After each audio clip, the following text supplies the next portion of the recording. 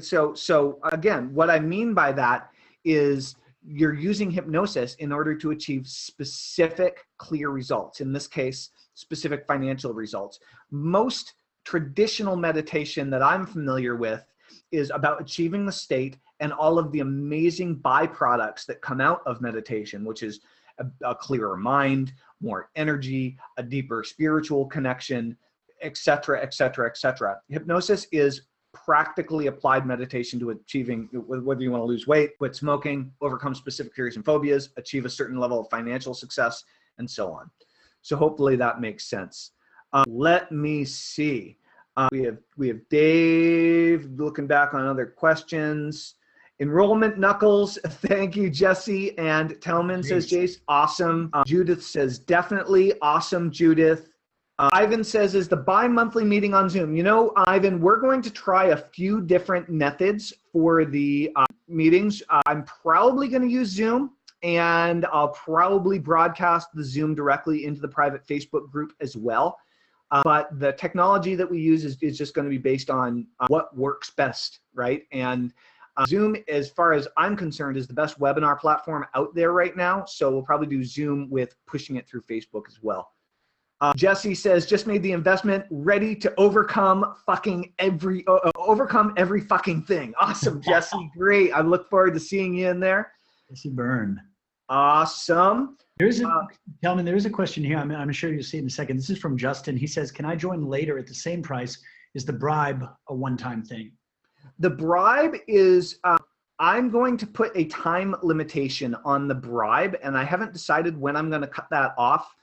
We are going to be doing this for a very long time, but the bribe is going to be limited. And so the wealth method at $3,000 is not going to be available forever.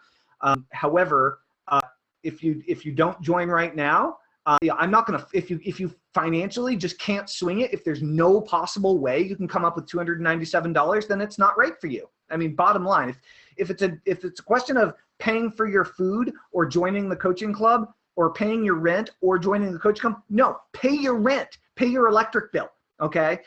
Because, you know, having your phone shut off or having your electricity shut off or not being able to eat for a week is not going to put you in a good situation. So if you're that tight, what I would recommend that you do instead is that you get a loan from somebody and fix the situation. But if you're that strapped, then it's just not the right thing for you right now. You're on my list, stay on my radar, and we'll do cool things in the future. This is definitely, if you're ready to go. Bruno says, I'm in, so that's awesome. Let's see. Olga says, in the past, I've had pretty great results with EFT. I know a lot of hypnotists also practice EFT, the deep crying and shouting kind. What's your take on going positive only like hypnosis typically does versus adding brief focus sessions to deal with blocks? I'm wondering how it all fits together.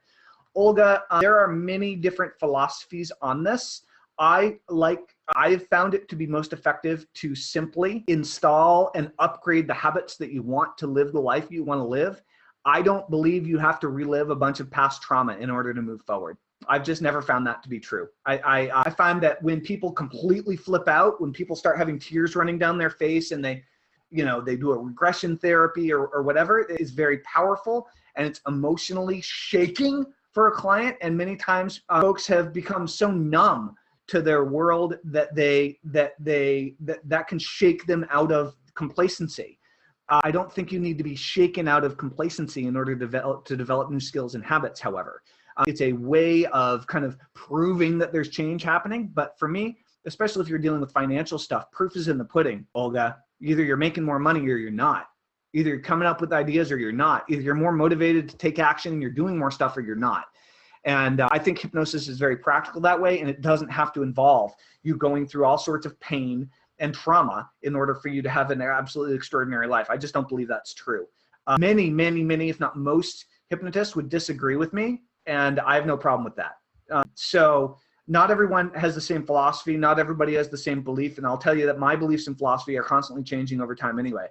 But that's where I stand. And I've had that perspective for quite a few years. And after working with well over 100,000 clients and customers, I have a fair amount of experience, and a lot of entrepreneurs, I have a fair amount of experience with that. So that's what my perspective is. Gaia, how often do you recommend to listen to hypnosis sessions? I recommend that you make hypnosis a daily practice, similar to meditation. Especially if you're trying to, it's like, how often do you exercise? You exercise every day.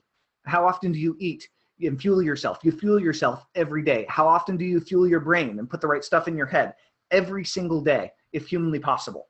I recommend that you start a daily practice either in the morning or at night, same time, every day. Develop a habit of it so you're constantly in upgrade mode. I'm going to keep on looking back at some of the questions, but Jesse, did you have anything you wanted to mention or interject? Just a question here from Kenny. Kenny says, I heard everything during the hypnosis, but I'm having a hard time remembering anything from it. Is that a problem? It's not a problem. As a matter of fact, that means it bypassed your conscious mind and went straight into the subconscious. That's the whole idea. So awesome. Great question, Kenny. It's kind of like dreams that way, right? You can remember fragments and pieces, but you usually don't remember the entire thing, right? Shirley says it was invaluable information. This hypnosis really works for me. That's so great to hear. And Krista says, does the hypnosis work if you fall asleep? So most people don't fall asleep during hypnosis, though if you're really tired and worn out, or I know that some people were calling in from Australia in the middle of the night, and you can fall asleep, but for the most part, we keep the hypnosis sessions under 30 minutes so that you don't go into deep delta sleep, because in deep delta, you're not very suggestible. That's recuperative sleep. So what I think you're asking is, if I lose conscious awareness, does it still work? And the answer is yes.